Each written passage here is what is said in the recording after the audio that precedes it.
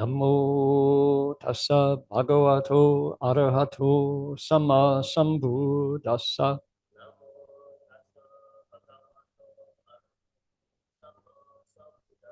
Homage to the blessed, noble, and perfectly enlightened one.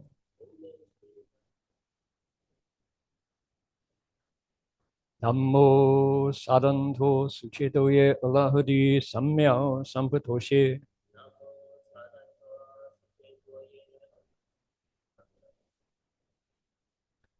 Wu shang shen shen wei miao fa bai qian wan jue nan zhao yu.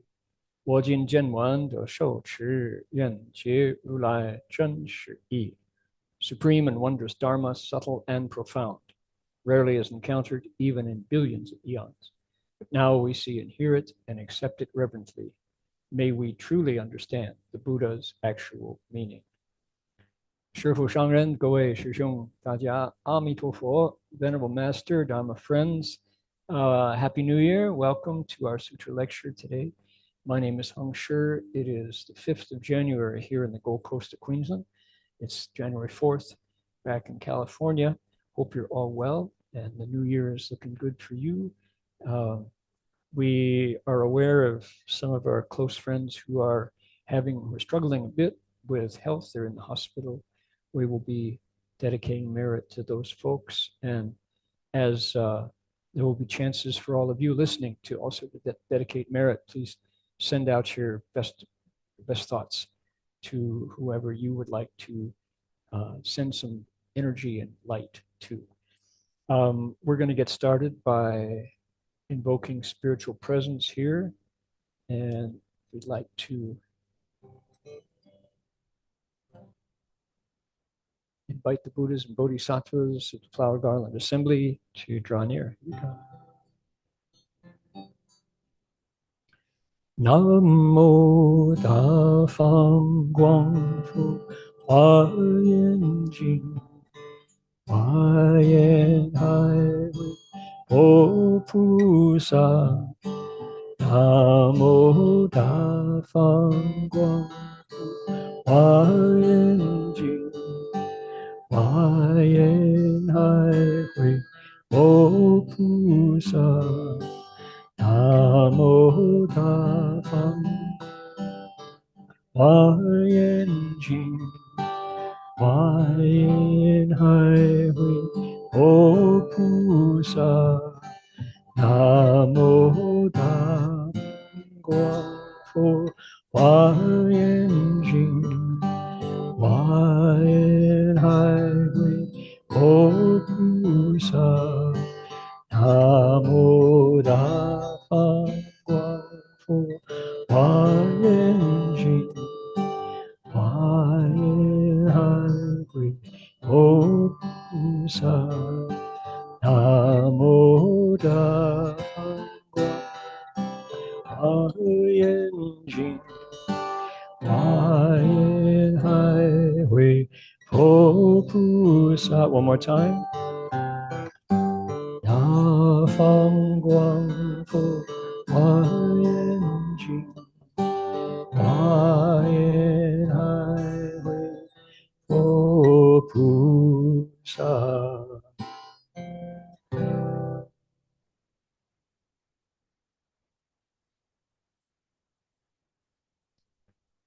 And we would like to acknowledge country, take a step. We respectfully acknowledge the Kombo-Meri people, the Ugambe language region, as traditional storytellers and custodians of the land where our monastery is located here in southeastern Queensland. We pay our respects to their elders, past, present, and emerging, and to all First Nations people whose sovereignty was never ceded. And of course, when it belonged to them exclusively, it was not Queensland. 我们恭敬地承认Ugambe语族的空布马里人是我们寺院所在地的传统叙事者和守护人。我们向过去、现在和未来的长者们致敬，并且向所有从来没有放弃主权的第一民族的原住民致敬。Okay, and we've got a song based on the ringing of the bell, and the bell sound wide resounds. It goes out with on the wings of our request. So monks and nuns, when they ring the bell in a ceremonial way like this, they send out a verse and hope that the sound of the bell goes deeply into all the realms, including the hells and the where the iron ring mountains keep living beings in suffering. So may this sound split apart all those realms of darkness. Here we go. Bell sound wide resounds throughout 100 million worlds. The Buddha's law is heard and spread all throughout the triple world. The wondrous sounds that everywhere fill the Dharma realm with peace. May those who hear it gain the strength to follow in faith the Buddha's path. 众生传3000劫内，佛法扬万亿国中，共训其法界和平，利益报他那厚德。May it be so. Alrighty, okay.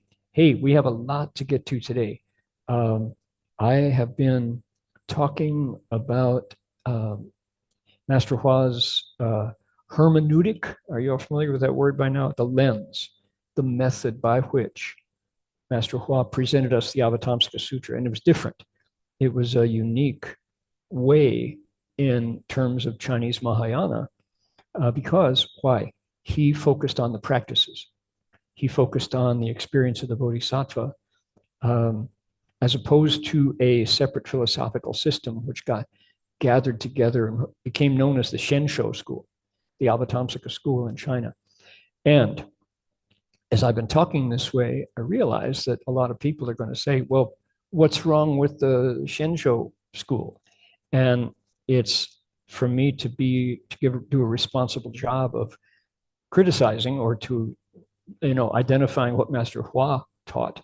I think it's important to also look at the Shensho school. What is it that he was reacting against? So we're going to do that. I'm going to do my best to present the various aspects of the Avatamsaka school in using the same approach that we have now, which is to move away from Chinglish, to put it into the everyday language of modern folks. And for sure, because this system, the Shensho school, the worthy leader school, the Avatamsaka school, is the product of brilliant, awakened men and women who lived largely in the Tang and before the Tang. So it's very important for us to identify that and to bring it into terms that we can understand. So we're going to be doing that. We're going to be looking also at the Shensho school and the Avatamsaka school, and it's going to take a few weeks. We just do a little bite of it at a time. At the same time, folks have been asking questions, and we've invited questions, and we've been collecting them, and I'm going to pay some attention to those questions. Further, and as they say, wait, there's more. We're also going to be doing a little bit of music from Mr. Bob Dylan, and reason being that there's currently a film out about the early part of his career when he was promoted by Pete Seeger and others during the folk boom. This is the early 60s, as being one of the most important young voices in folk music that was alive. It's not only looking backwards folk music, it's looking present folk music. And that was, I was alive and part of that movement. That's kind of my identity. So it's exciting to have the the whole world now excited about that. Looking back, music is American folk music is having another moment currently. So I was going to share some of those songs and explain them because the function of those songs woke people up. Back at the Berkeley Monastery, when was it? Maybe even 8 or 9 years ago. Our local Berkeley folk music circle, the Berkeley Buddhist folk music circle, including some folks who are still part of that group, had a program at the monastery called Music That Woke the World, 静式音乐, and or 爵士音乐, 爵士音乐, music that woke the world up.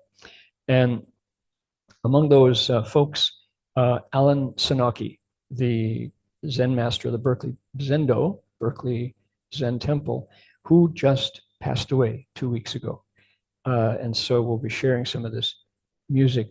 Alan was a big part of our Berkeley Buddhist folk music circle. He joined every one of our concerts. We've done it 4 times now. And the point of those concerts was to bring back the music of the 60s, which was part of a global movement of awakening. And it was also known as protest music. It was also known as what do we call it? It was folk music, guaranteed. That was the title because it was acoustic. Nobody plugged in. So in the current new film about Bob Dylan, it documents the time when he plugged in and went from acoustic to electric music. I haven't seen the film, but I know that there's a lot of folks who are saying those songs are so good. How come nobody sings them anymore? So then I've been singing those songs for 60 years now. So back to the source. Now, let's look at Sudhana. The important thing going on now is right here before us. And last week, we saw how Sudhana asked his new teacher 10 questions. And they all had to do with Buddha Dharma. He wanted to know how to do it right. Having heard, there we go. All righty. Excellent. There we go. Okay. He said, I'm here. I've found you, my next teacher. You're standing there in empty space. You're being celebrated by all the gods and the dragons and the Eightfold Pantheon. And they're making offerings to you. And I have been walking and walking with the instructions I got from my last teacher. And I want to ask you my questions that have arisen from what I learned from him. And so those last 10 all had to do with 4 fa. People recall, this was the list with Buddha Dharmas. That's what he wanted to allow. Let's see, cancel, save. There we go. He said, let me show you. Here we are right here. He said, how does a bodhisattva cultivate Buddha Dharmas? How does he accumulate them? How does he become endowed with them? How does he become saturated with them? How does he make them increase and grow? How does he unite and gather them in? How does he bring them to the ultimate point? How does he purify and regulate Buddha Dharmas? How does he profoundly purify Buddha Dharmas? How does he understand them? And my poor translator, my goodness, he's our volunteers are tireless and they never complain. 他要知道什么？他先问10个问题，对于佛法10个问题对于佛法，他就说菩萨怎么样？Let's see here. Let's see， 见识社这样的根据就是生命一般。按照的，就在这里，他说如何修行佛法，如何积极佛法，如何备具佛法，如何熏习佛法，如何增长佛法，如何总摄佛法，如何究竟佛法，如何静止佛法。最后呢，没有最后，还有两个，如何深进佛法，如何通达通达诸佛法。These are the questions that Sudhana asks, and he's he's taken it seriously. That's the point. He is still, maybe he's already gone a year. He's a young guy. He's 20 something years old, and he's face to face with the best Buddhist teachers in the Dharma realm. That's what he's been put on the trail by Manjushri, and he's already gone to three. If you count us, actually, he's been to two so far. This is number three, and they've all three been monks. And you know what they say, when the student is ready, the teacher appears. You've heard that one, right? You know that one. So where have these teachers been? Have they been hiding somewhere? No, they've always been there. It's just Sudhana wasn't qualified to come into their presence. Well, now he is. He's on the trail of the experts in Buddha Dharma, and now he's asking them for answers, how to cultivate it, taking it seriously. Now, that brings us to today, and he's got 10 more questions. And what's so interesting about this is we've heard about requesting Dharma. We just had a Dharma request. Sam did Gong Jing Da De Shang Ting. Well, the Sangha with great virtue out of compassion. We heard that request, and we do that every time. Well, Sudhana is doing exactly that to his new teacher. He's saying questions. He's got questions. And he says, hold on here. Got to make it a little smaller. Here we go. Okay, here's where we start today. He's got 10 more questions, and they're all on a certain theme. So I'm gonna read this together, and then I'm going to go through and point out what's on his mind. What does Sudhana really want to know? Because he's face to face with an expert. So here are the questions that he's going to ask. We ready? We'll do this first page, and then we'll do the second page. Okay, here we go. We can, my responsive call and response last week didn't work very well. So let's read them together. That's another way to do it. We ready? Here we go. 好的。我闻圣者善能诱会，唯愿慈哀为我宣说。菩萨云何不舍见佛？常于其所精勤修习。菩萨云何不舍菩萨？欲诸菩萨同一善根。菩萨云何不舍佛法？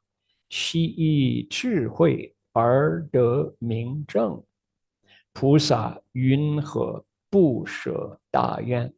能普利益一切众生。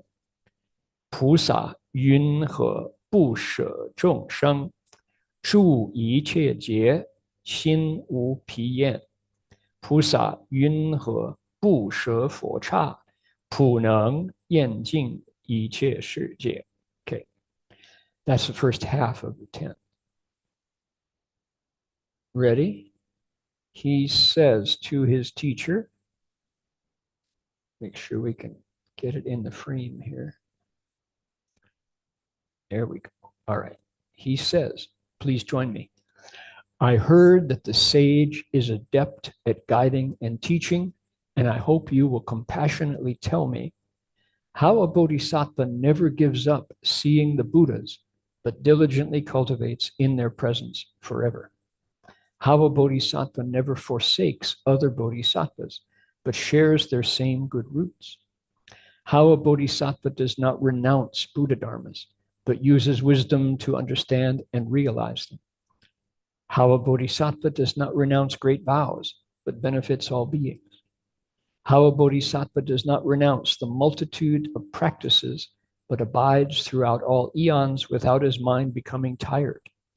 How a bodhisattva does not renounce Buddha kshetras, but adorns and purifies worlds. Okay, that's the first half. We've got 1, 2, 3, 4. That's the first 6. And I'll tell you in advance, number 7 is a doozy. Here are the first 6. Now, if you just read through these, it's like, whoa, Sudhana's got a lot on his mind, doesn't he? He's really, what a student that he has got all these questions. He's in the right place. He's expecting to get answers. He's already told his teacher that he made the Bodhi resolve. And look at these 6. It's like, please compassionately tell me, he says, how a bodhisattva never forsakes, how a bodhisattva doesn't renounce, how a bodhisattva doesn't renounce, how a bodhisattva doesn't renounce, and how a bodhisattva doesn't renounce. It's like, whoa, wait a minute. He's asking a single question about how to prevent something from happening. And what is he afraid of? What is he needs to know an answer to a problem, which is, suppose a bodhisattva gives up. That's his concern. Suppose a bodhisattva quits. How to stop that? How to prevent it? That's his question, isn't it? Look at the Chinese. It's one verb. 不舍, 不舍, 不舍, 不舍, 6 times, and then 4 more, 10 altogether. Interestingly, our translator, who was not me, but whoever put this text together in English, translated it in 3 different ways. Did you notice? Never gives up, never forsakes, and doesn't renounce. And yet it's the same Chinese, this 不舍. All right, so that's interesting. And I would point to that, not to criticize, but to say that that's how it works. When you have one Chinese, 不舍, you can fit it. It can happily, accurately be rendered 3 different ways in English, and it still get the same impact, still get the same clarity. That's something to point to. I think that as we translate, you understand that I'm able, because we have volunteers who are willing to listen to me and translate what I'm saying into Chinese and Vietnamese, so I can focus on English, which is very helpful. It allows us to get in more content than if I had to translate for myself. Just doubling saying the same thing in 2 different languages cuts the content in half. But more importantly, it allows my thoughts to fit into a single kind of context of meaning, so that the ideas can flow along. Now, Sudhana says, how does a bodhisattva, if I were to be a bodhisattva, he says, he's not claiming he's a bodhisattva. That's important to say. But he's talking to someone who knows the answer to these questions. And that's the bhikshu whose name is Shanzhu Bhikshu, wholesome abode, good dwelling, easy to live with, easy to get along, good roommate, bodhisattva, Shanzhu, Shanjuzhu, 跟他一起住就很善良. So it's like, he says, I know you're good at this. Please tell me, how does a bodhisattva, when he sees the Buddhas, never get tired of it, but diligently cultivates together with them forever? How does he stay with them and cultivate in their presence without ever getting fed up or tired or discouraged? How does that happen? He says. Now, the fact that he asks that says to me that Sudhana understands that could happen. You could just say, I've bowed enough. I've recited enough. I've sung praises enough. I want to take a break. Bodhisattvas don't, he says. I think he's floating this idea to Shanzhu Bhikshu because he wants to hear what the bhikshu says. Number 2, how does a bodhisattva hang out with other bodhisattvas and get along with them? Sharing the same good roots means what? It means that he likes to do what other bodhisattvas do. He enjoys it, doesn't get tired of it. 不舍, never forsakes, means continues to chant the Buddha's name. How long has the Buddha's name been in the minds and mouths of cultivators? Well, thousands of years. Namo Amitofo, Namo Guanshi Pusa, Namo Guanyin Bodhisattva, Namo Amitabha, right? Those sounds have been in people's hearts and minds and voices and ears for thousands of years. And we don't forsake them. We don't let them go. Shabada. Okay. How does a bodhisattva not renounce, not quit on Buddha Dharma? They don't say, oh, I'm not enlightened yet. I'm going to go get baptized instead. Maybe if the problem is I'm not clean. I need the priest to wash me clean with water, right? Get baptized. No, they say, no, Buddha Dharma, the problem is not with the Buddha Dharma. The problem is that I haven't applied it with my whole intent. Instead, I sort of do it and then sort of doubt it. I sort of do it, then I kind of like let it scatter. I'm hot stuff on the weekend, but during the week, I'm like in the world, right? So no, you do it all the time. You don't renounce Buddha Dharma. How does a bodhisattva not renounce great vows, but instead benefits beings? He keeps his purpose in mind. There's a Tibetan practice that I really appreciate, which every time I've listened to the teachings of Lama Zopa Rinpoche, for example, in the FPMT, the Foundation for the Preservation of the Mahayana Tradition, Lama Zopa Rinpoche always tells us, he says, make your intent. Fix your intent. Why are you doing this? What have you got in mind? Make your intent, he says. Fix your purpose. What is that? That's a vow. I am here to wake up. I'm really tired of being confused. I like to see where I'm going. And when I look ahead, I just see people trying to get comfortable, trying to pursue pleasure and running from pain. And that's just not enough. I see people who sell out their humanity and their family's humanity for profit. And I just get so discouraged and I get disappointed by how low people can become. And I see myself doing that too, and it really discourages me. How do I learn to keep my focus, to keep my eyes on the prize, so to speak? How do I keep my eyes on the horizon and don't get discouraged when I see people who I trusted become untrustworthy, right? How do you not renounce great vows? That's make your intent.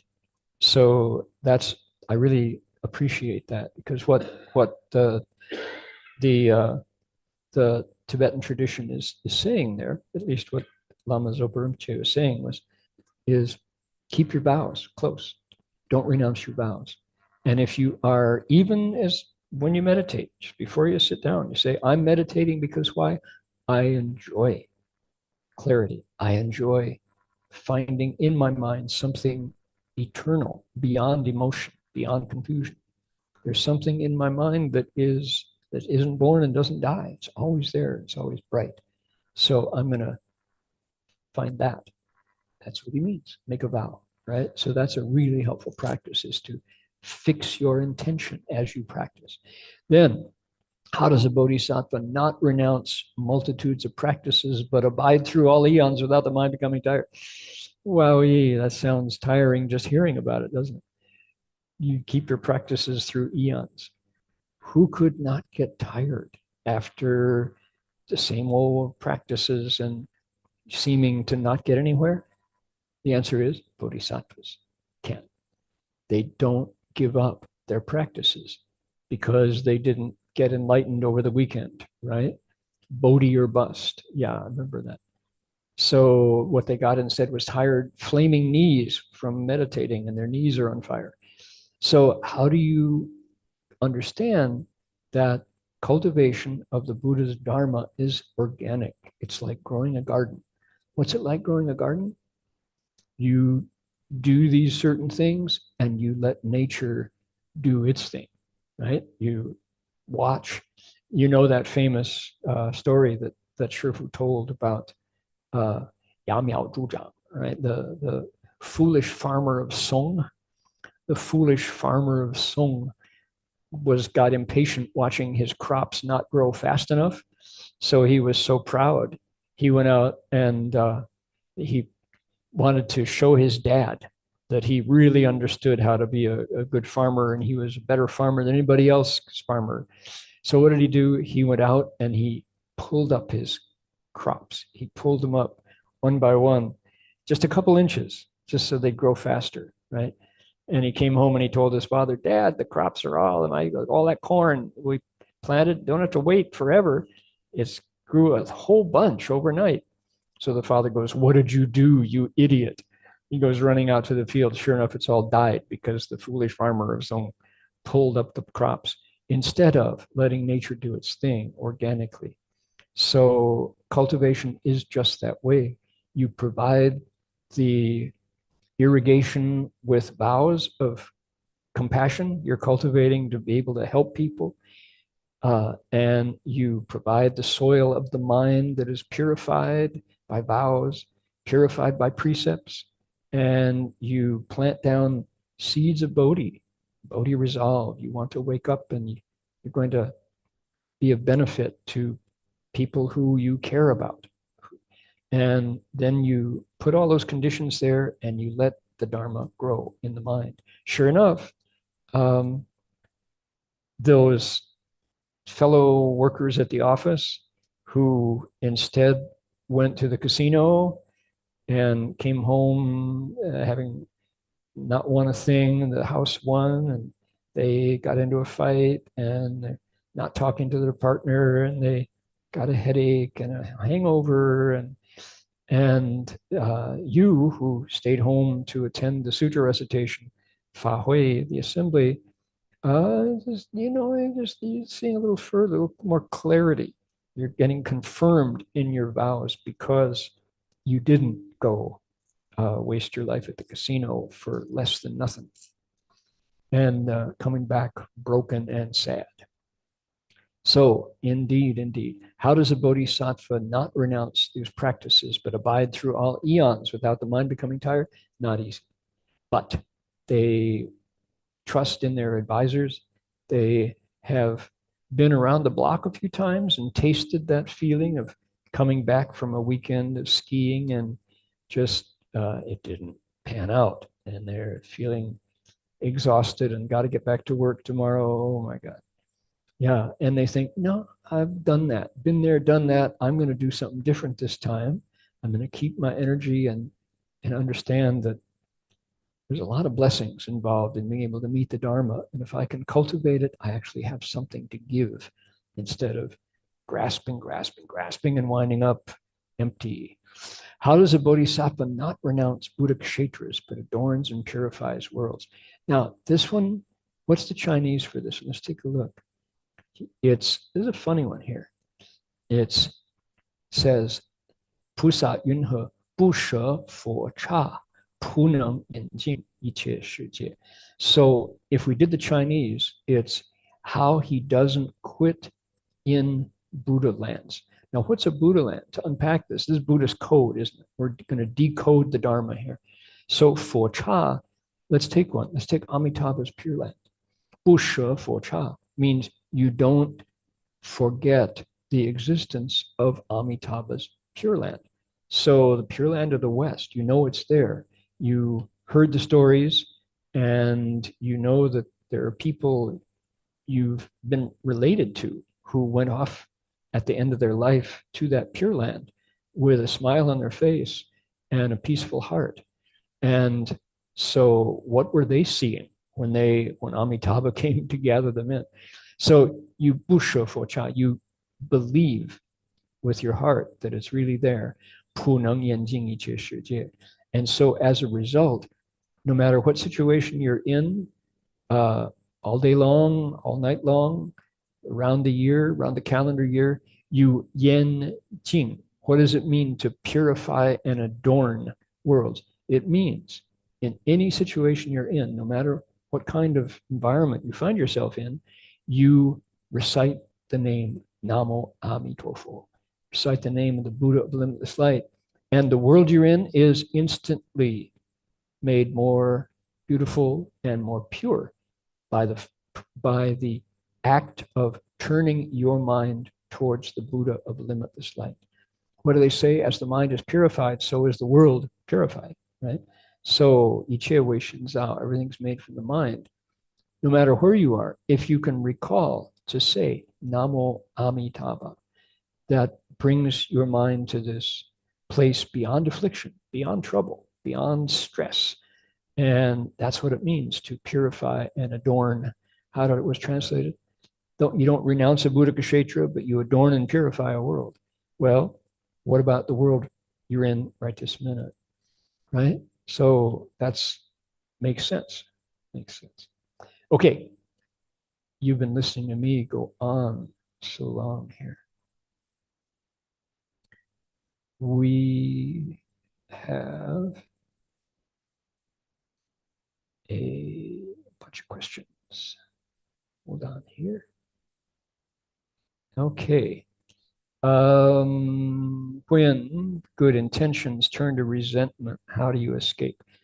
Let's see here. 应当 let's see. 当善意变成怨恨，该如何跳脱? Okay.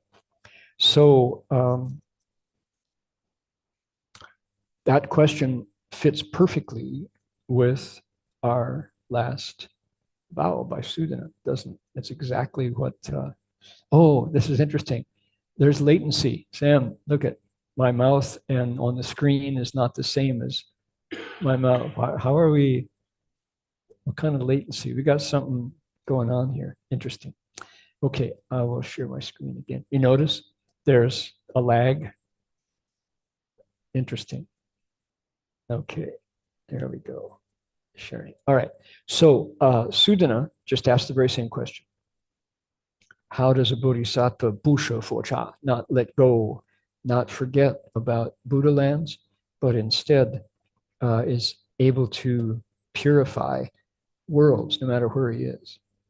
So my answer to that was he recognizes the power of the mind to create the world around you. And the questioner was, when hatred arises, how do you turn it back to compassion? And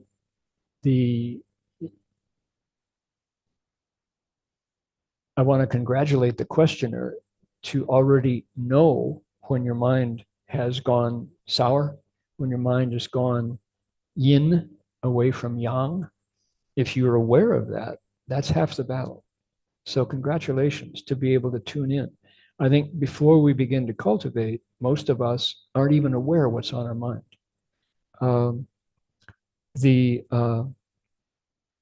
Knowing that your mind is gone towards Yuan Han is already half the battle. You're halfway home.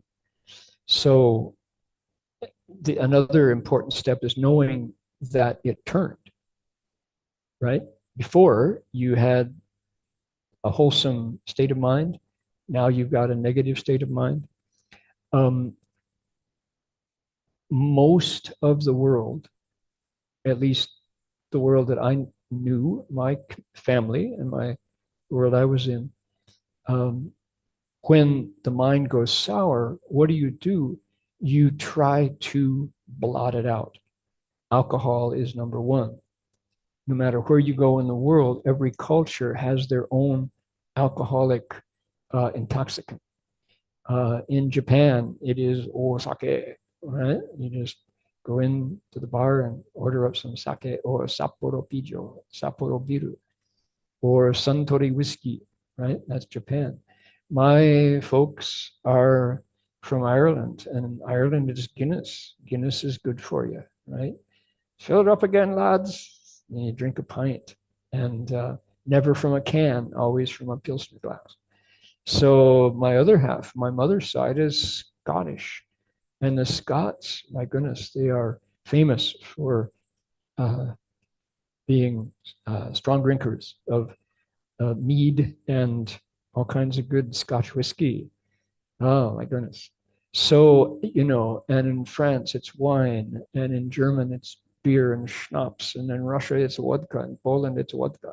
So every culture has their means of ignoring their state of mind. Why do we reach for an intoxicant? It's because our mind went sour and we can't live with it. We can't stand it another minute, so we blot it out, get tipsy, change your composition of your blood. Get in there and pour some alcohol into your bloodstream and watch how your perceptions, you get giddy, you get happy, you get high, right? That is not a skillful way of dealing with the root cause of the problem. That will postpone the problem for a while. And how Buddhists are no fun because we're so sober, right? Yeah, but how much fun is the day after when the alcohol thins out and you're back with the blues, and now you're hungover as well. So your question is, how do you cure the blues? That's good old-fashioned English. How do you cure the blues? Well, a lot of people sing about it.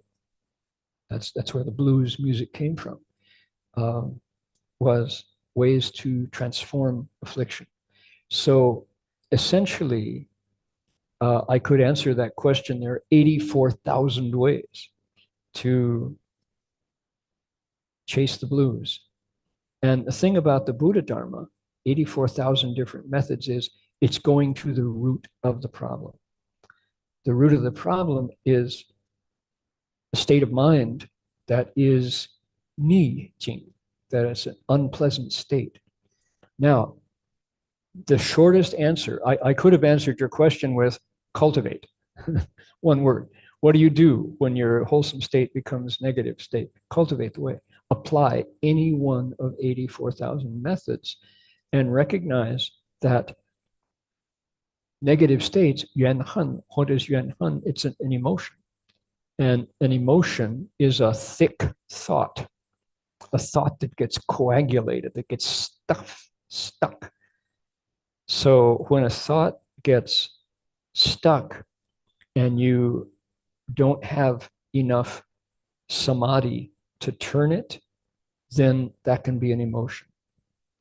Emotions arise with thoughts, right? How do we know that? Look at the skandhas. What are the skandhas? Start with the body, right? Skandhas are the si yun, right? The form skandha. That's the first one of 5. And it's made up of earth, air, fire, and water.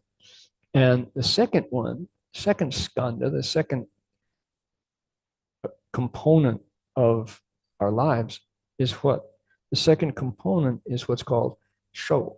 It's feelings. Now, feelings is both sensations like sharp or soft or warm or cold. Those are sensations that you feel in the body. But it's also what? Emotions. And emotions are things like fear, things like hatred, things like love. And are those part of the body? They register in the body. You can feel your face turn red when you're angry, but it's not entirely based on sensation. It shares that with this thought, because hatred has an object. I hate it when you say, or I hate it when they go like that. So there's an object of the hatred. But then you get to number 3, and this is when it gets really interesting. The third skandha is xiang, right? It's not in the body entirely, like number 1. It's not in feelings entirely, like number 2. It arises independent of the body, but we say it's in the mind. Oh, that thought arose in the mind. But is it? When you meditate, when you look at how the mind works, you realize thoughts have no owner. They're just a function. those thoughts in the mind are just like a wave at the beach. Here in the Gold Coast, we have beaches. Go down to Nabi Beach, go down to Main Beach, go down to Elephant Rock, down in Currumbin. And you see that waves, now here in the Gold Coast, there's always a surfer on the wave. If it's a good enough wave, there will be a surfer or 10 on it. Some of the most beautiful waves and beaches in the world.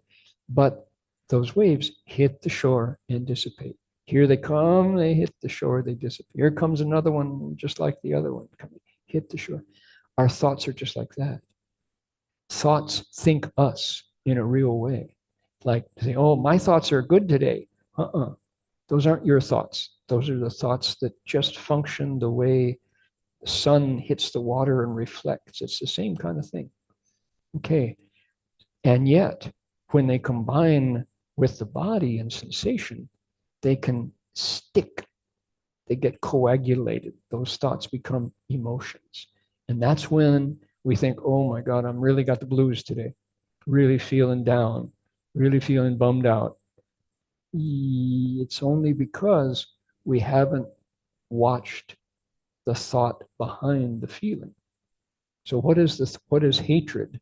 Hatred is looking out my eyes at something that I want different. I get the feedback from my eyes. Oh, that person looks so beautiful, and I'm feeling so ugly, and I hate it that they get appreciated for their beauty when I'm just so ugly. How much confusion is in that thought? Right? You're looking out, you're judging, you're looking back, you're judging. None of those things have any basis in reality. Those are just habitual ways of judgment that we've learned from standards of beauty that have nothing to do with nature.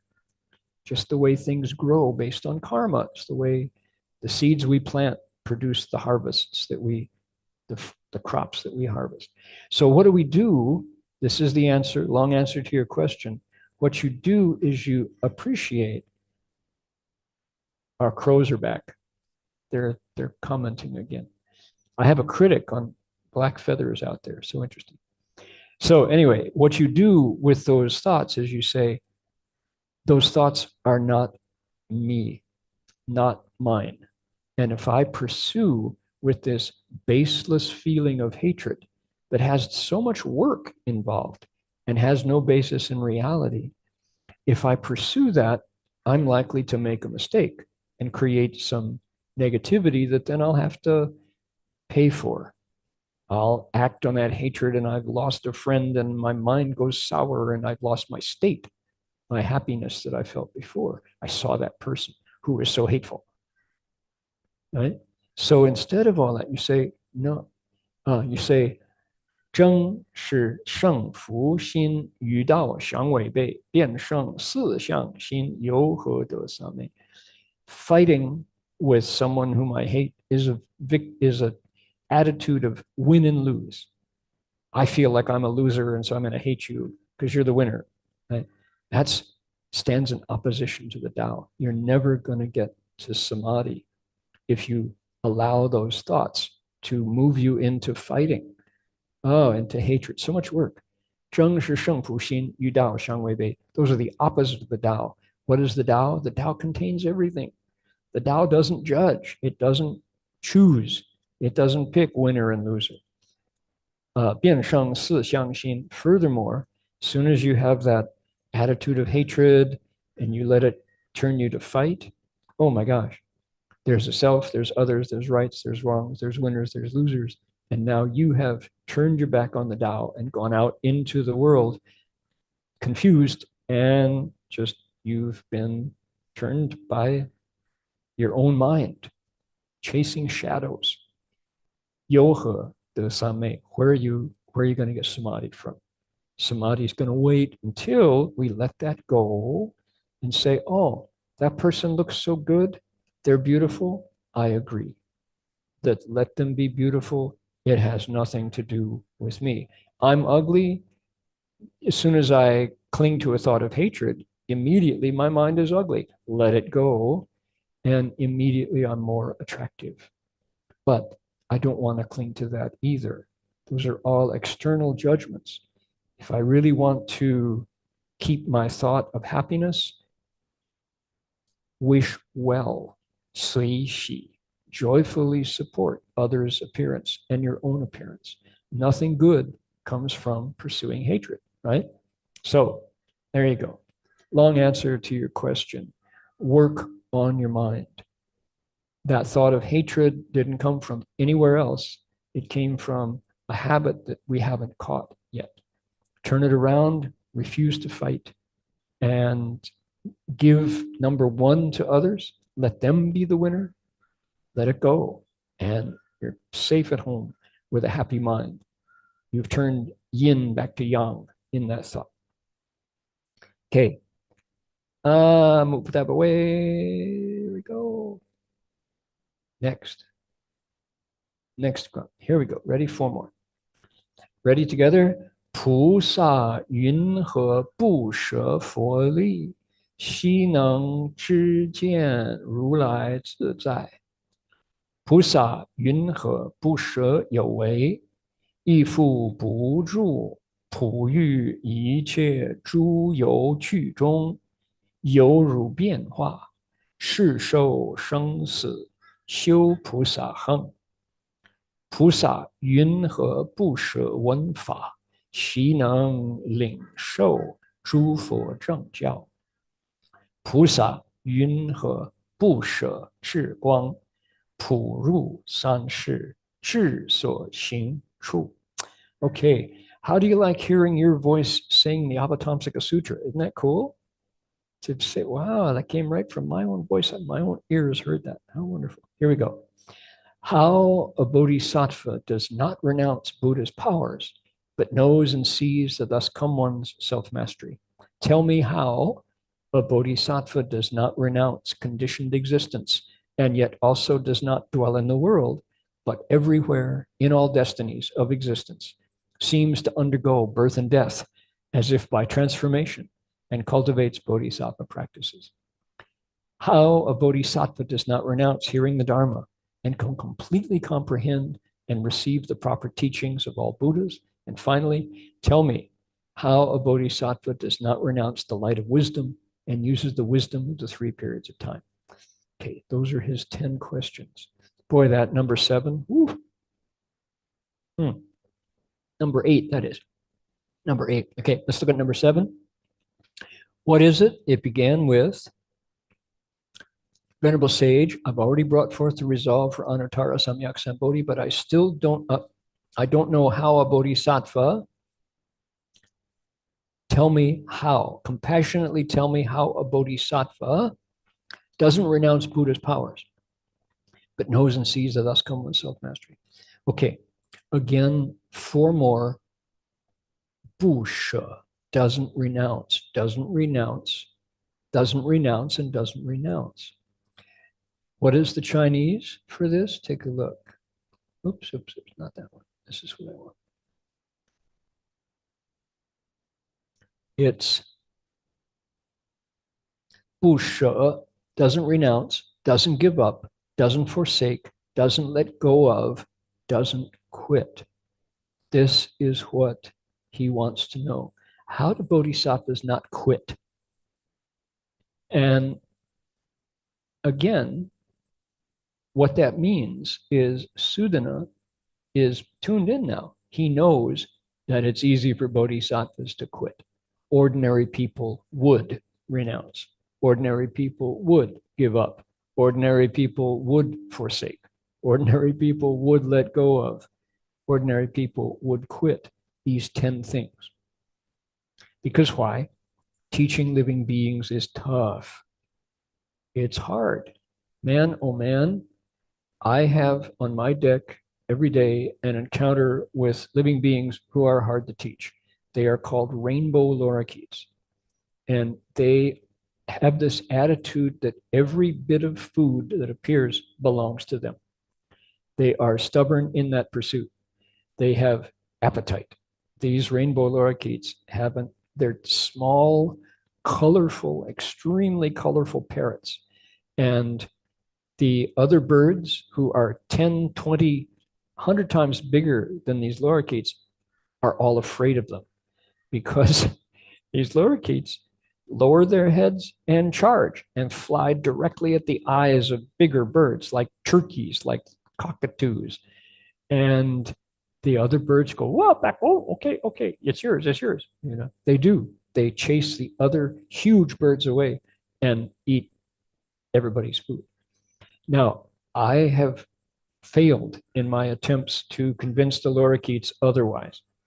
Um, it's kind of like the mother of a 2-year-old, I suppose, or the father of a 2-year-old. What do you, skillful moms, you know, there, you've seen, I watch skillful moms in the grocery store. The 2-year-old, terrible twos, the 3-year-olds, they are going to cry. They wanted something, they wanted the shiny red thing, and mom wouldn't give it to them, and they're, right? Skillful moms give the child something else. They, instead of slapping the kid, instead of shouting at the kid's not going to stop crying if you shout at it or hit it. Instead, skillful mom dangles something attractive in front of the child, and the kid stops crying spontaneously. That's a skillful mom. Maybe I should do that with the lorikeets. What I do is I feed them first with their special lorikeet cereal, and I know that I've got about 20 minutes. They'll be gobbling that cereal. 20 minutes when I can put birdseed in front of the other birds. But 20 minutes is up, here come the lorikeets, flying directly at the eyes of the turkeys, and the turkeys back off. It's amazing. Those are living beings. And I have almost given up trying to deal with the Lord. They're not going to change. That's in their nature. They are that way. Beware birds with red eyes. Birds with red eyes have a temper of a lorikeet. They're like the asuras of the bird world.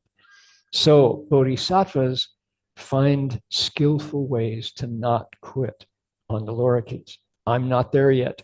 So that's our text. Now, look at these. He says, I know you're a good teacher. Won't you compassionately tell me 10 things that bodhisattvas don't give up on? How do they do it? How do they not quit? Seeing the Buddhas and diligently cultivating in their presence forever without getting tired. Right?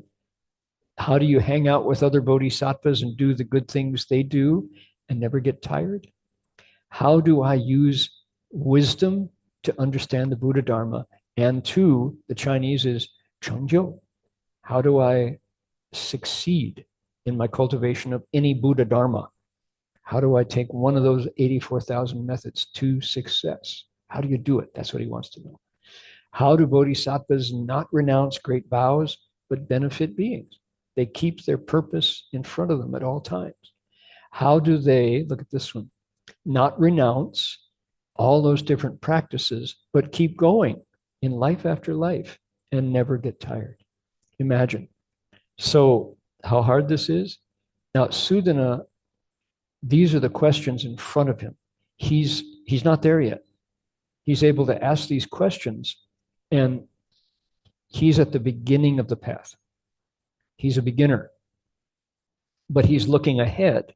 He understands, he's probably heard Manjushri say that these life after life, you come back to continue your pursuit of the Dharma. It takes a long time to become a Buddha. He knows that, and he wants to know in advance. This is a pretty wise kid asking these questions. How do you not forget that Buddha lands are places where there's no suffering? The Pure Land of Amitabha, there's no suffering there. It's over. And how do you keep your mind on that when everybody else is going out to party? Krishna's party is at the casino, right? So how do you, now this is our new one, how do you not let go of Buddha's powers, but know and see how the Buddhas teach? The Buddha's 10 powers are tools for crossing living beings over. They're expedient skills.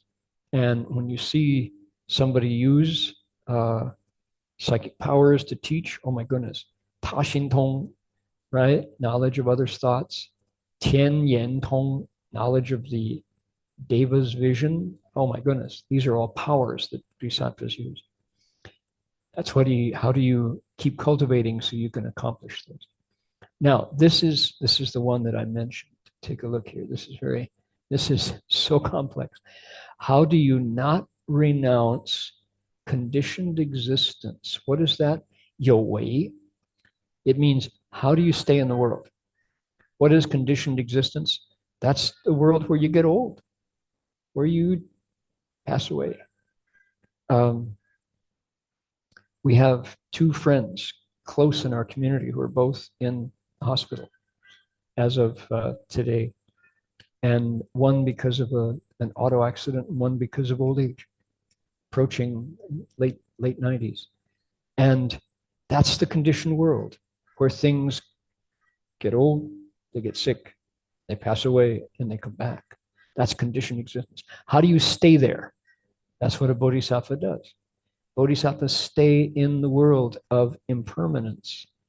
And check it out, the opposite is also true, that they don't stay in the world. Like, what? That's a contradiction. Yep, there you go. What are we talking about? This is prajna dharma. Okay, but they don't let go of the world, but they also don't stick to the world. Instead, everywhere in all destinies of existence, that's to say, in the hells, in the animals, ghosts realm, the animals realm, humans, devas, and asuras, they seem to undergo birth and death as if by transformation, and they cultivate bodhisattva practices. You got it? I don't. This is bodhisattva land, right? Look at this. They seem to undergo birth and death by change, and yet they're still cultivating. Right here in this question that Sudhana is asking is some of the magic of the Avatamsaka Sutra. This one is deep and profound. When a bodhisattva takes on a transformed body, huashan, to teach us, do they really appear? Do they really go through those things? Do they really die? It's a mystery. This is magical Buddha Dharma. Part of the becoming a Buddha is you have the three bodies. Sanshan, you have the Fashan, the Baoshan, and the Huashan. That third one, the transformed bodies, is profoundly above my pay grade. You know, we have crows again. I feel like I'm competing with the crows. Isn't that funny? I'm hearing them out my ear. Do they do this any other time during the week? I don't know. This is 2 weeks in a row that we've had. All right. Bless you, my crows. Maybe they're contributing. It's just that I can't understand it. He might be speaking profound Buddha Dharma. Okay. So look at what bodhisattvas do. They're here in the world, and yet do they have a passport? Do they have a driver's license? Everywhere they go, they seem to be born and die by transformation, but in fact, they are only there to teach us as an expedient, fangbian, of a bodhisattva. Sudhana wants to get there. So do I, brother. That's profound. How amazing to be able to do that, right? But there it is. Have you ever wondered about that? When you hear about a huashan, also known as a yingshan, a response body, are they real or are they just like an illusion, like a mirage? They seem to undergo birth and death, but you wonder, who was that bodhisattva? Let's take a look at the Chinese to get that, because it's so cool. Yun he pusa, 怎么样? Yun he bu she you wei. How do bodhisattvas not let go of the conditioned world, the world of cause and effect? Yi fu bu zhu, but they also don't stop there. Well, where did Taman Zhu Nali?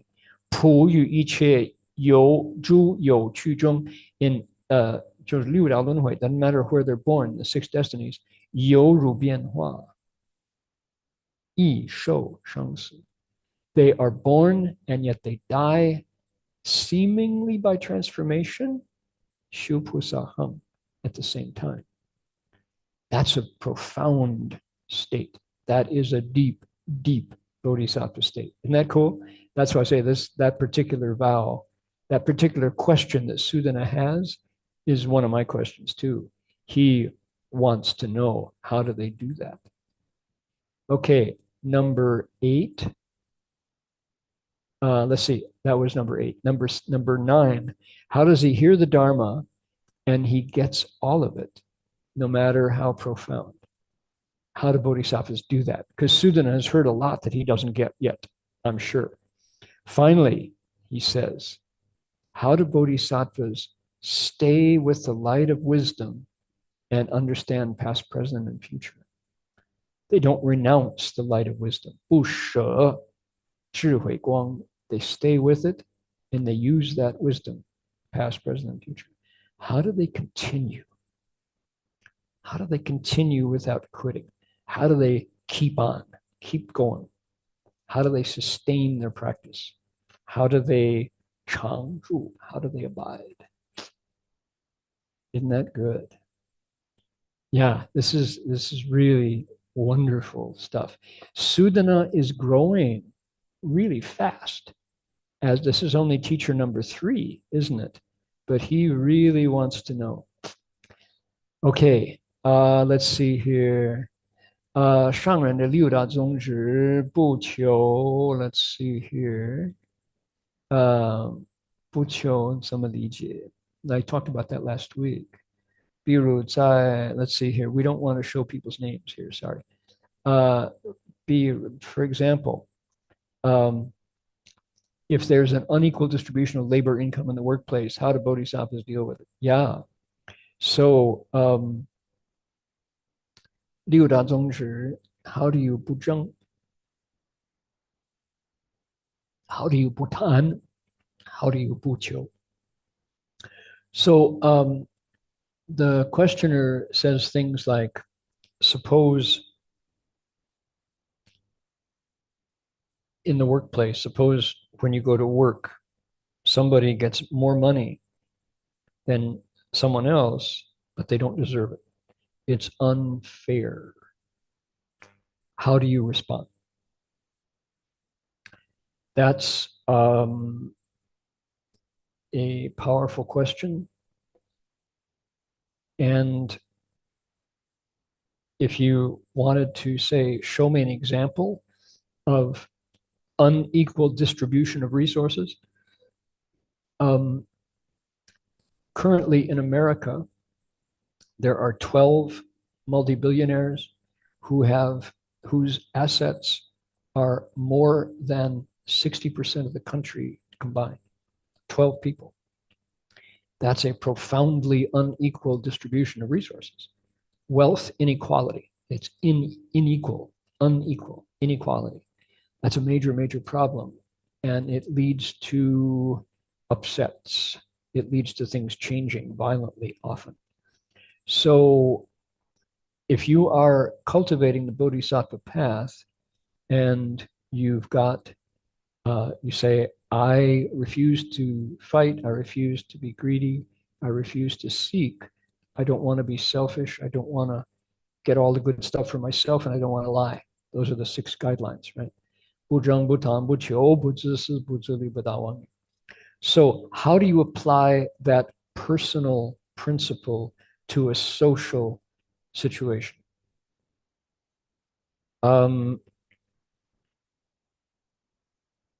In a way that the answer would be in a way that doesn't increase affliction. So you can have a point of view.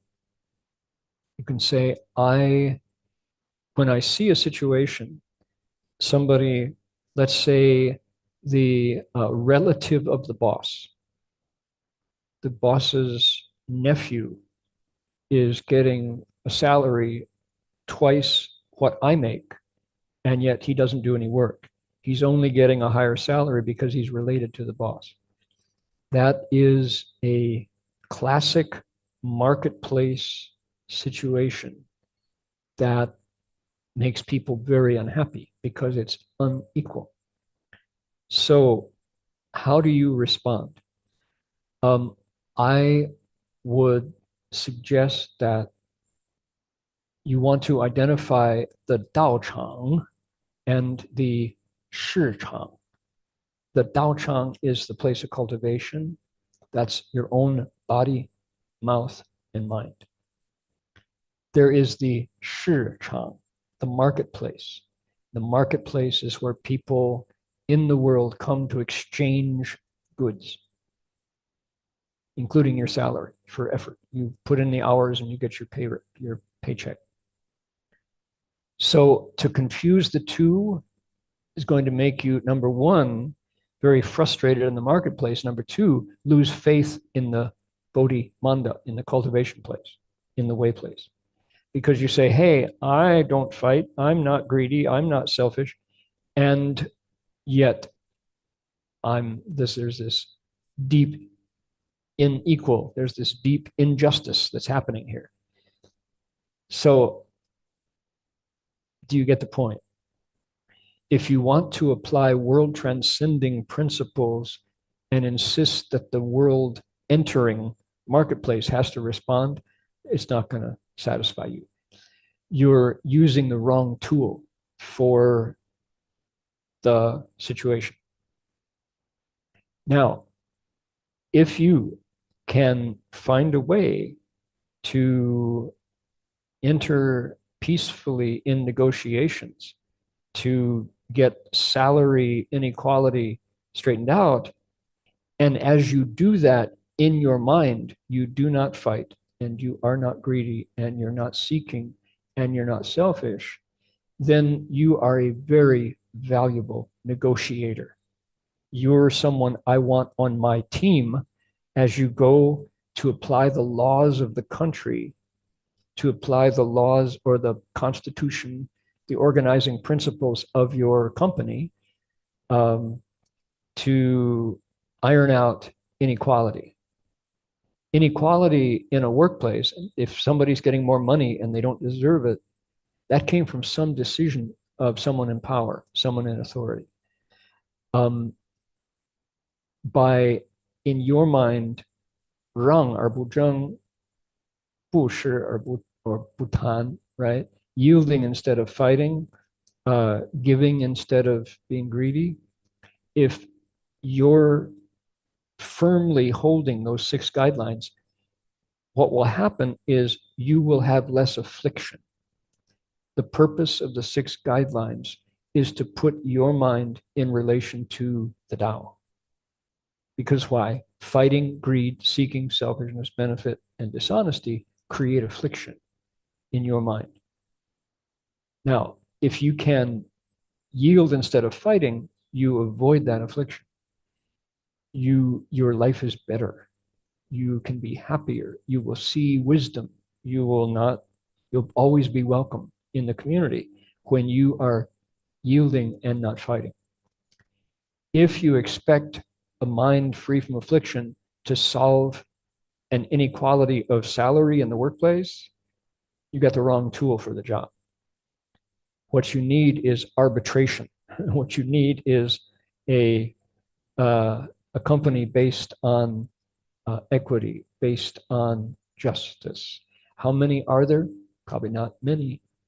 There's always somebody who's 托关系, who's got a deal, somebody who's using money to corrupt, to using nepotism relations, 关系, to get ahead, right? So by answering your question this way, I'm hoping to identify how to use the 6 guidelines to make your life better by far. If, on the other hand, you say somebody is getting a higher salary than they deserve, they're getting paid because they're the nephew of the owner or the boss, and I'm really upset. I'm so afflicted, and I'm so angry that I'm going to steal as much as I can. I'm going to get back and get even. You've lost in the Shi Chang, because you're not going to win unless you do the same thing that the injustice did. Furthermore, when it comes to the Dao Chang, you have lost entirely. So how better to use the 6 guidelines on the Xin Yi, on the ground of the mind, and then find every opportunity you can to use arbitration to even out the salary imbalance, and you win both that way. So the 6 guidelines are tools for making our lives free from affliction. You move in, you take charge of your mind, you are clear about your thoughts. In order to make the 6 guidelines work, you have to watch your thoughts rise. And if you see fighting, you turn it by yielding. If you see greed, you turn it by giving. You counteract it. You use an antidote of yielding and giving and contentment and selflessness and sharing and truth in order to turn and counteract those 6 afflicted causes. Okay, so that's my best answer.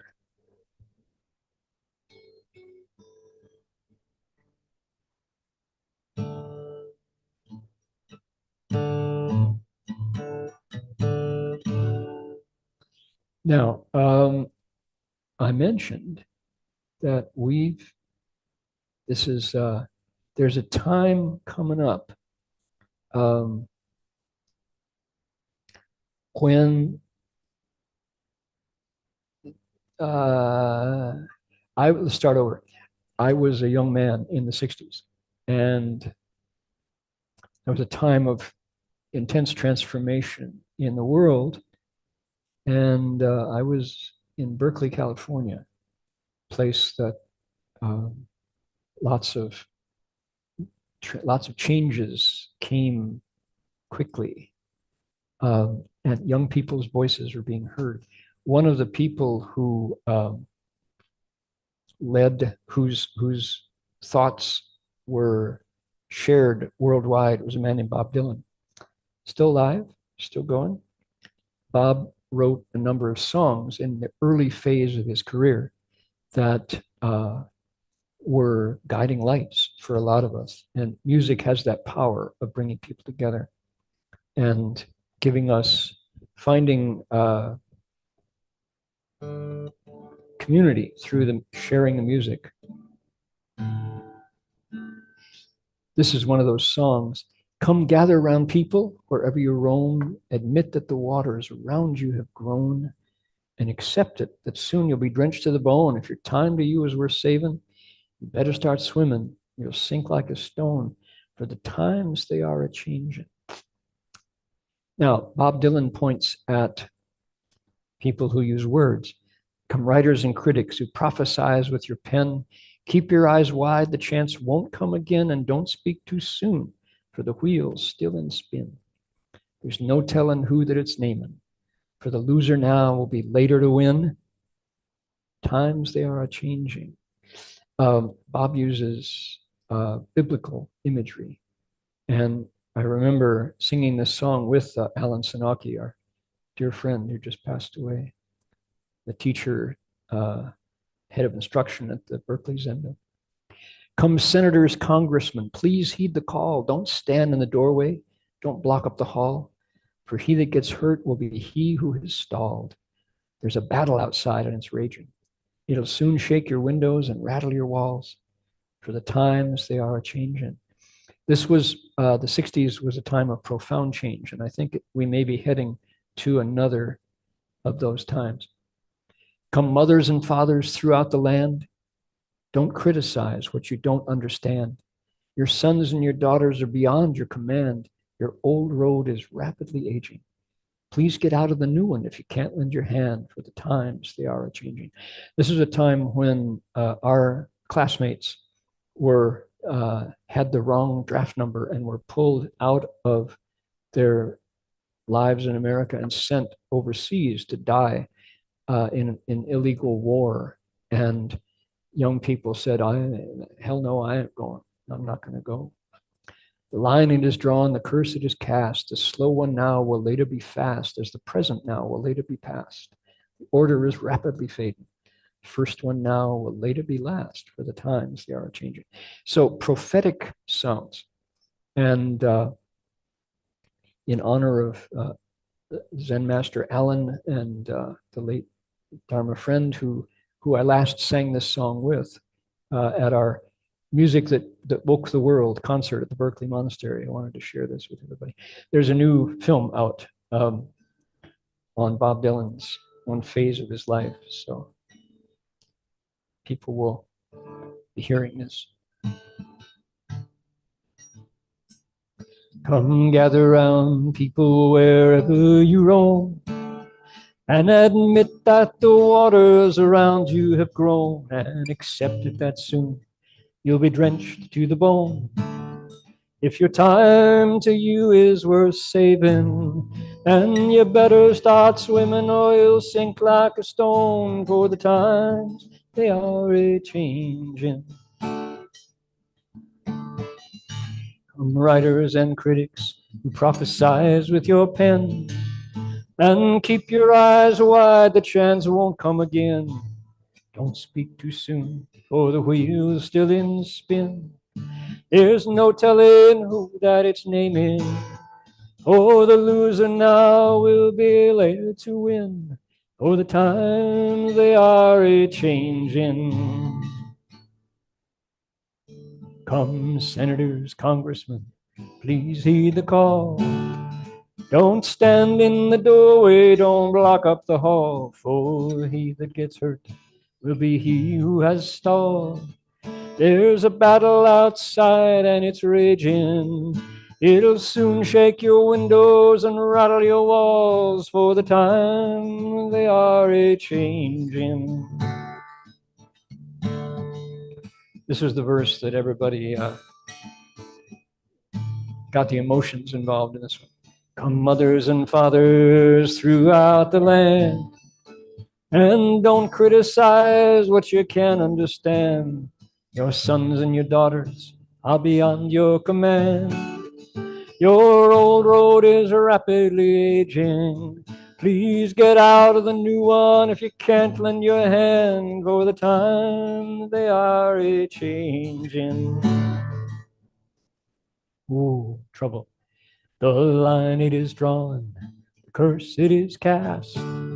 The slow one now will later be fast, as the present now will later be past. The order is rapidly fading, and the first one now will later be the last, for the time they are a-changing.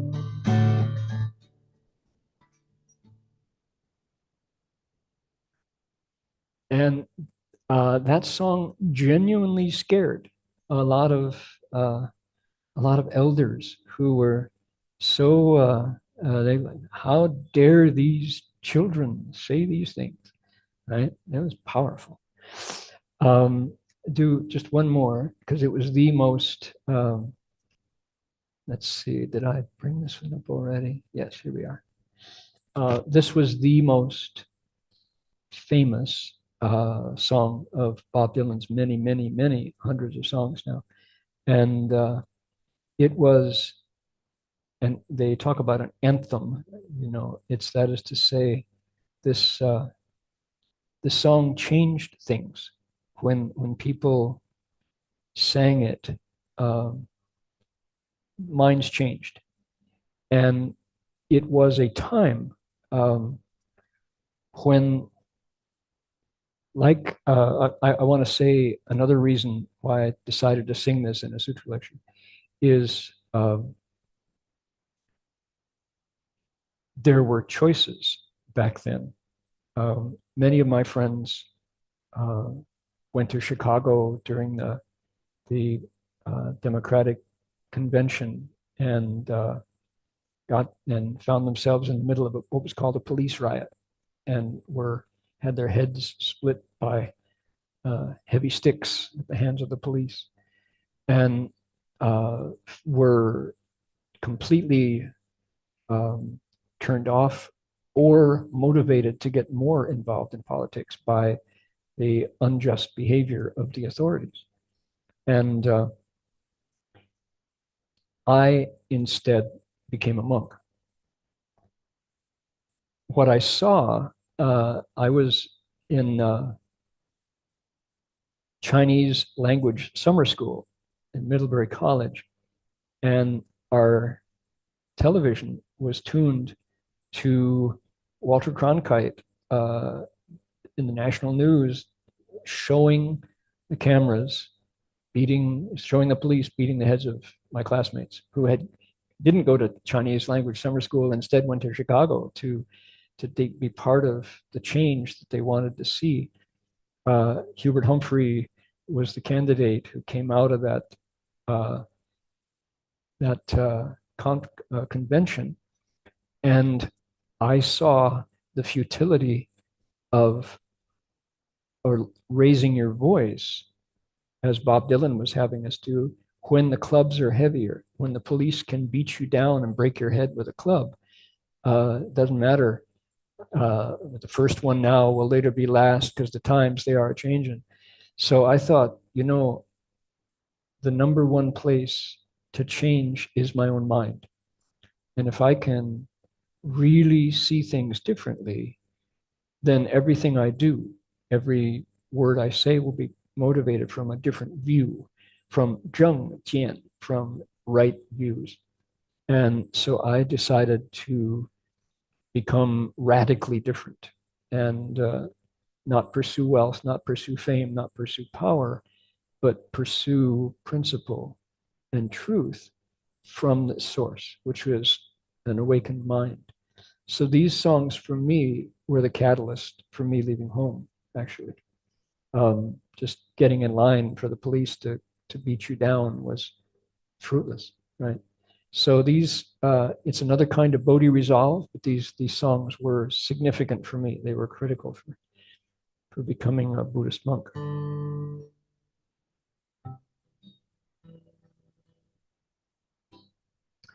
As Peter Yarrow, or Peter, Paul, and Mary said as they introduced this song, he said, this song asks 9 questions.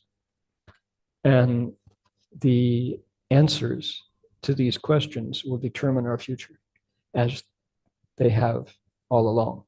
Same questions were asked in the past, and they led to the present. And we ask the questions now, and it will lead to our future.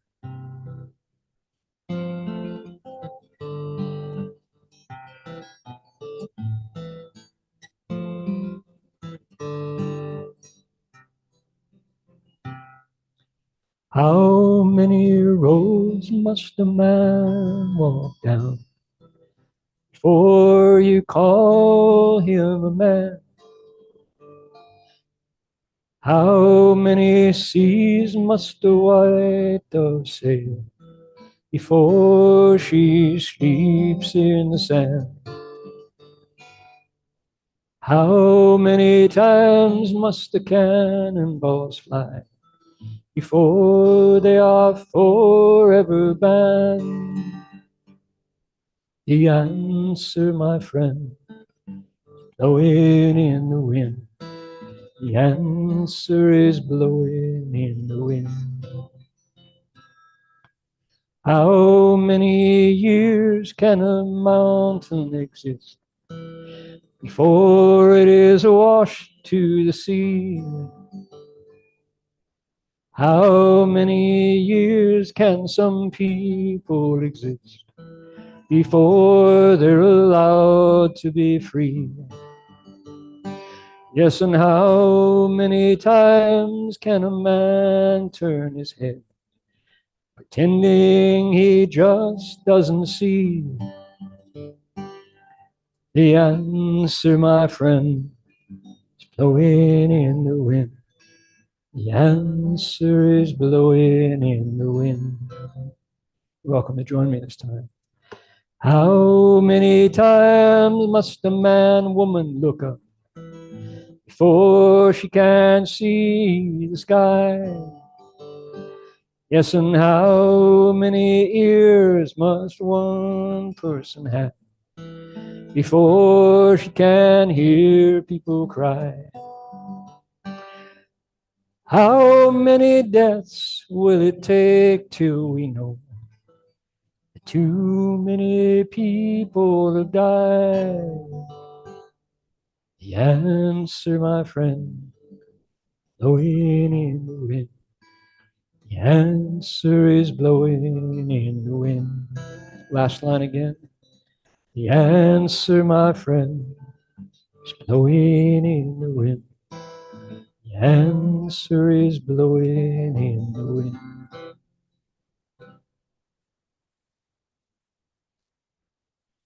So powerful stuff. And this is part of our time. It's now, goodness, it's 60 years ago. um, but the songs are equally important. They are no less important. Um, certainly. The questions are no less important. Probably every generation has to answer them for themselves. Alrighty. Now, what happens next week is Bhikshu Shanju answers Sudhana's 20 questions. And from his point of view, and he gives him the answer he's looking for. But then he says, all I know is that much. If you really want to get the right answer, go down the road, go south, because there's somebody there who knows much more than I do. Each one of these teachers humbles themselves and passes Sudhana on to the south, to the next teacher. So we get to hear that next week. All righty. Time for us to dedicate our merit. And if I want to do something revolutionary, use your mind to give. Make a wish. Say all of the goodness that comes from following Sudhana through his doubts and his fears and all of the sweat and blisters that you get from walking as far as he has to walk to get to the new teacher, and all of the uncertainty and all of his mind is really whirling, you could say, right? What we're hearing is Sudhana's confusion, his doubts, but he's on the right track, so he's asking the right questions. All of the goodness that comes from taking part in this timeless text, you can share with the world. Send it out as you would care to. I'm sending my wishes to hospitals near and far where people are suffering from the process of old age, sickness, and death and rebirth. You can send yours wherever you will, but just please do make that wish. Here we go.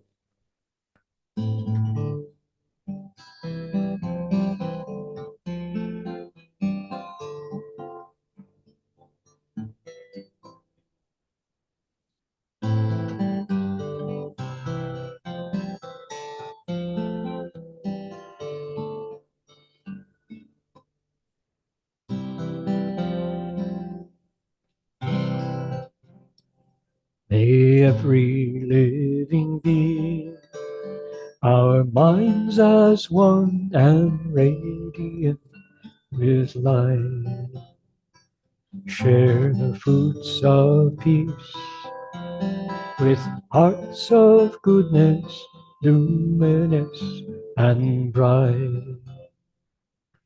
If people hear and see how hands and hearts can find in giving unity, may our minds awake to great compassion, wisdom, and to joy. May kindness find reward. May all who sorrow leave their grief and pain. May this boundless light dispel the darkness of our endless night. Because our hearts are one, this world of pain turns into paradise. May all become compassionate and wise. May all become compassionate and wise.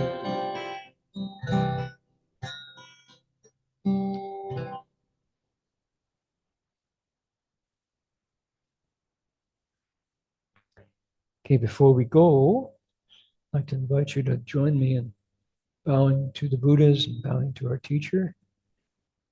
Here we go.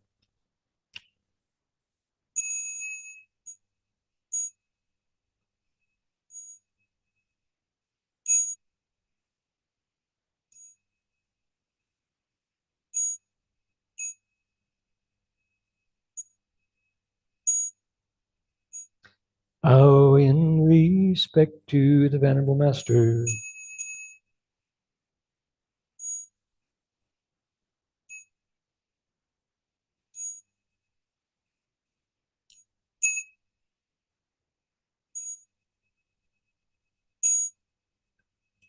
Alrighty, that's it for today. Thanks for joining. See you all next week, folks. Amitofo. Bye now.